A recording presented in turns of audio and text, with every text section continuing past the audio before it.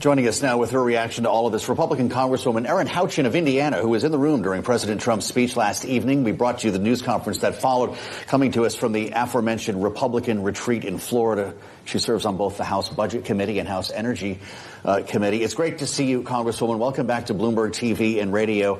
I'd love your thoughts on what's about to happen on Capitol Hill, but I do want to ask you first, as a member of the Energy Committee, about this report today that we saw on Twitter that was deleted shortly thereafter from the Energy Secretary, suggesting that indeed a vessel, he said at the time 36 hours earlier, had passed through the strait. I realize that's different than saying it received a U.S. escort. Can you confirm that a vessel did actually make it through, and do we know what that was all about? I haven't seen the news on that, so I can't comment on whether that is true or not. I can tell you that President Trump delivered remarks last night, expressing his desire to continue the efforts in Iran to make sure that they are never able to obtain a nuclear weapon. That is in the best interest of the American people.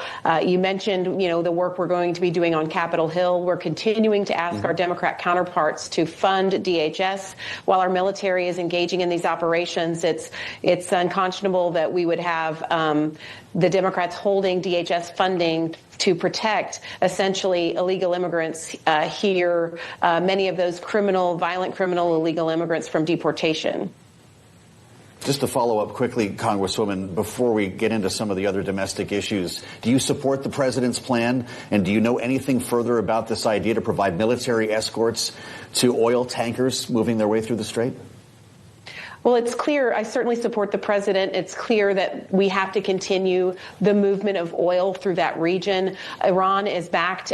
Their backs are against the wall. This is a movement of desperation by them to place that under threat and to continue to push back when we know that a nuclear Iran is a danger to everyone, not just Americans, but everyone around the world. President Trump acted in the best interest of what we believe was imminent threats from Iran for the safety of the American people. So it makes a few things highlighted that we have to keep the pressure on Iran, whatever it takes to get movement from of these oil shipments. But it also places an emphasis on the importance of having an America First energy agenda so that we are energy independent. We don't have to rely on countries that are not our friends to supply the oil of the world.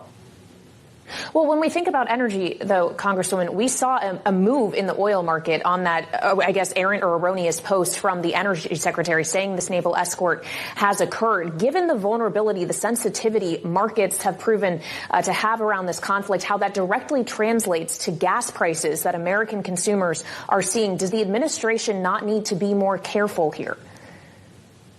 Well, I think what we saw under the Biden administration certainly was high gas prices. I'm asking about the Trump administration, Congresswoman. Those have started to come down under the Trump administration. And anytime there's conflict in the Middle East, we're going to see this, which is why President Trump has placed an emphasis and House Republicans have placed an emphasis on our own energy independence. And we will continue to do that. This cannot continue. And I hope that the president's actions will move swiftly, as Caroline Leavitt said today, and firmly to make sure that oil keeps moving through the strait. Well, when we consider those actions, Congressman, we heard from Democratic senators as they emerged from a briefing on Capitol Hill with senior members of the administration today about Iran, the idea that perhaps ground troops are in the future. This is Democratic Senator Richard Blumenthal. Just take a listen, if you will.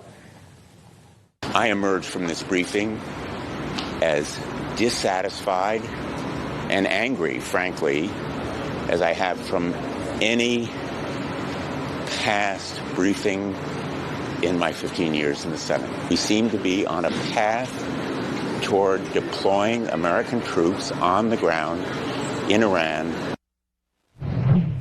Is that also the impression you have, Congresswoman, from the briefings you have received? And do you think that is something that actually would require congressional approval?